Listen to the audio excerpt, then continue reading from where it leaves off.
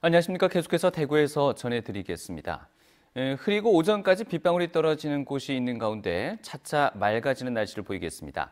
오늘 아침 최저 기온은 대구 11.2도, 안동이 8.6도 등 6도에서 14도의 분포로 어제보다 5도에서 8도가량 높았습니다. 낮 최고 기온은 대구와 경산이 18도, 안동이 15도 등 14도에서 19도의 분포로 어제보다 1도에서 3도가량 낮겠습니다. 미세먼지와 초미세먼지 농도는 좋음 수준을 보이겠습니다. 대구 기상지청은 오늘 오후부터 찬 공기가 유입돼 내일까지 기온이 큰 폭으로 떨어질 것으로 예상했습니다. 대구문화방송은 올해 초에 황교안 자유한국당 대표의 아들 군 복무 특혜 의혹에 대해서 집중 보도했는데요.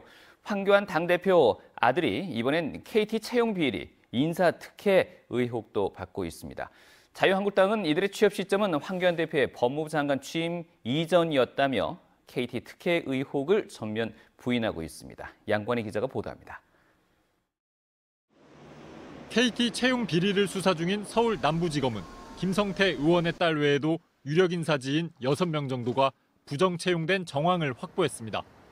KT 세노조는 황교안 자유한국당 대표 아들도 KT에 근무한다고 밝혔습니다. 황교안 당대표 아들은 지난 2012년 1월 KT에 입사했습니다. 이석채 전임 회장 시절입니다. 황 대표는 당시 법무법인 태평양 고문이었는데 이석채 KT 회장도 KT로 오기 전에 태평양에서 고문으로 지냈습니다. 법무법인 태평양이 KT하고 굉장히 밀접한 연관이 있어요. 태평양 고문으로 있을 때도 KT하고 밀접한 관련이 있었던 것이다. KT 마케팅 부서에서 일하던 황 대표 아들은 2013년 1월에는 법무실로 옮겼습니다. 황 대표가 당시 박근혜 정부의 첫 검찰총장 하마평에 오르던 때입니다. 이석채 당시 KT 회장에 대해 사기와 배임, 부당 노동행위 등으로 검찰 수사가 시작되거나 진행되는 때였습니다. 공경에 처했던 그 상황을 좀 개선하고 방어하기 위한 그 수단으로 갔다고 이렇게 생각을 합니다. 당시에 황교안이 이제 총리 되고 이렇게 법무부 장관 되고 하면서 그 혜택은 많이 누렸던 거라고 저는 보고 있고요. KT 노동인권센터와 KT 전국민주동지회는 우선 청탁 정황이 드러나고 있는 6명에 대해 검찰에 고발하고 철저한 수사를 촉구했습니다. 황 대표 아들은 KT 입사원서에 부관으로 군복무했다고 적었습니다.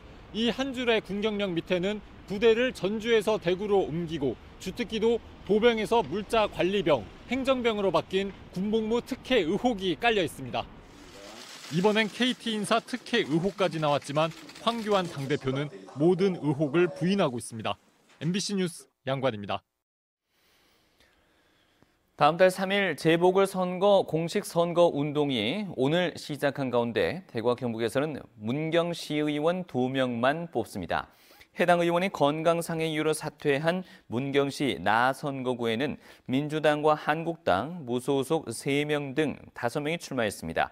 대법원에서 당선 무효형이 확정된 문경시 나선거구는 한국당과 무소속 후보 2명이 출마했습니다. 임기는 다음 지방선거 때까지 3년 2개월입니다. 또 오는 29일과 30일 이틀 동안은 사전투표를 실시합니다. 대구 달성군 육아읍이 인구 3만 명을 넘었습니다. 지난 2016년 11월 인구 2만 명을 넘은 뒤에 읍으로 승격된 육아읍은 달성군 9개 읍면 중 3번째로 인구 3만을 넘었습니다. 2010년 인구 2,900여 명이던 육아읍은 대구 테크노폴리스가 조성되면서 8년 만에 인구가 10배 증가했고 주민 평균 나이는 33.5세로 달성군 읍면에서 가장 젊습니다. 우리복지시민연합은 성명을 내고 북구 자활센터 센터장이 보조금 6,500만 원을 횡령한 사실을 알고도 대구 북구청이 해당 금액을 환수하고 당사자를 퇴사시키는 것으로 꼬리 자르기를 했다며 비판했습니다. 우리복지시민연합은 2018년 불거진 설림복지재단 사건 등 복지시설 비리와 관련해 북구청은 매번 뒷북만 치고 있다며 진상규명과 재발 방지 대책을 촉구했습니다. 이상으로 MBC 뉴스를 마치겠습니다. 고맙습니다.